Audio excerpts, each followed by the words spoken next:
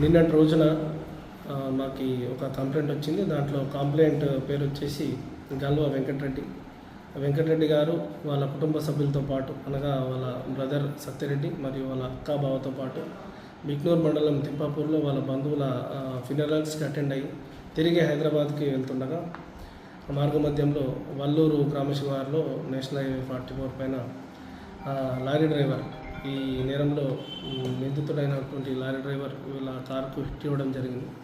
Right side కారుకి damage కాగా వెంకటరెడ్డి గారు లారీని ఆపడానికి ప్రయత్నం చేసినారు. కానీ ఆపకుండా అట్లే వెళ్ళిపోతుంటే లారీని చేజ్ చేసి వల్లూరు గ్రామం దాటిన తర్వాత ఒక 300 మీటర్లు పోయిన తర్వాత లారీ ముందుకెళ్ళి కారును పెట్టి లారీని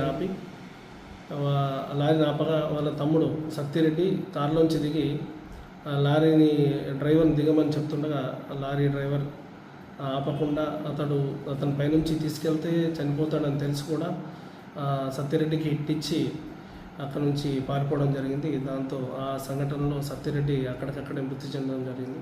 దీని విషయంలో కేసు రిజిస్టర్ చేసి ఇన్వెస్టిగేషన్ చేయడం జరిగింది. ఈ ఇన్వెస్టిగేషన్లో భాగంగా ఈరోజు లారీని పట్టుకోవడం జరిగింది. అదేవిధంగా లారీ డ్రైవర్ మరియు క్లీనర్ని కూడా అదుపులోకి తీసుకొని ఈరోజు రిమాండ్కు తరలించడం జరుగుతుంది.